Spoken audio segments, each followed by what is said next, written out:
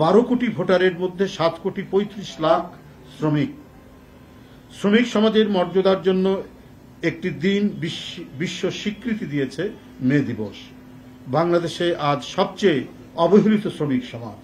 দ্রব্যমূল্যের ঊর্ধ্বগতি, জীবনযাত্রার ব্যয় বৃদ্ধি, বাজার মূল্যের সাথে অসঙ্গতি, কম মজুরিতে শ্রমিক সমাজের এখন বেঁচে থাকাই কষ্টকর। অগণতান্ত্রিক শ্রম আইনে মালিক পক্ষের স্বার্থকে প্রাধান্য দেওয়ায় শ্রমিক সমাজ সর্বত্র হয়রানি সহ নানাবিধ অসুবিধার সম্মুখীন হচ্ছে। বিগত ফ্যাসিস্ট আমলে শ্রমিকদের সংগঠিত হওয়া ও অবাধ ট্রেড ইউনিয়ন অধিকার থেকে দূরে ঠেলে দেওয়া হয়েছিল। অত্যাবশ্যকীয় পরিষেবা বিল 2023-এর মাধ্যমে শ্রমিক কর্মচারীদের দাবি উত্থাপনের অধিকারকে আইন করে বন্ধ করার ব্যবস্থা করা হয়েছে।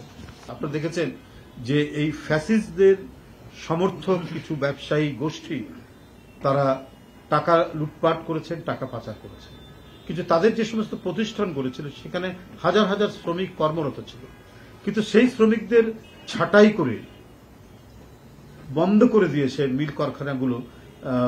আমার মনে হয় যে সেটা অন্তর্বর্তীকালীন সরকারের এই জিনিসটা করা ঠিক হয়নি, কারণ ওগুলোকে বাঁচানো দরকার ছিল। আপনি সেখানে প্রশাসক নিয়োগ করতেন, আপনি সেখানে দক্ষ মানুষদেরকে ব্যবস্থাপনা তৈরি করতেন, আর যে সমস্ত মালিকরা, ওই সমস্ত প্রতিষ্ঠানের মালিক যারা অন্যায় করেছে, যারা টাকা পাচার করেছে, যারা হাত মিলিয়েছে এবং সরকারকে টিকিয়ে রাখার জন্য নানা মন্ত্রণা দিয়েছে, তাদের বিচার করুন, তাদেরকে বিচার করতে হবে। কিন্তু তাদের ফেলে রাখা প্রতিষ্ঠানগুলো, সেখানে শুধুমাত্র সাধারণ শ্রমিক থেকে শুরু করে একেবারে শিক্ষিত বেকার ইঞ্জিনিয়ার এবং মানে একেবারে গ্র্যাজুয়েট ইঞ্জিনিয়ার থেকে শুরু করে খুবই মেধাবী ছেলেরা পর্যন্ত সব বেকার হয়ে যাচ্ছে।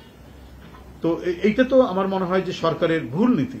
আপনি প্রতিষ্ঠান টিকিয়ে রাখবেন, প্রয়োজনে সেখানে দক্ষ ম্যানেজমেন্ট সেখানে দেবেন, দিয়ে সেই প্রতিষ্ঠানগুলো টিকে থাকে, যাতে শ্রমিকদের মানে তারা যেন ছাঁটাই না হয়। কিন্তু ছাঁটাই করে তাদেরকে কিছু টাকা ধরিয়ে দিয়ে আজীবন তাদেরকে ক্ষুধার মধ্যে রাখাটা, এটা মনে হয় সঠিক নীতি হয়নি।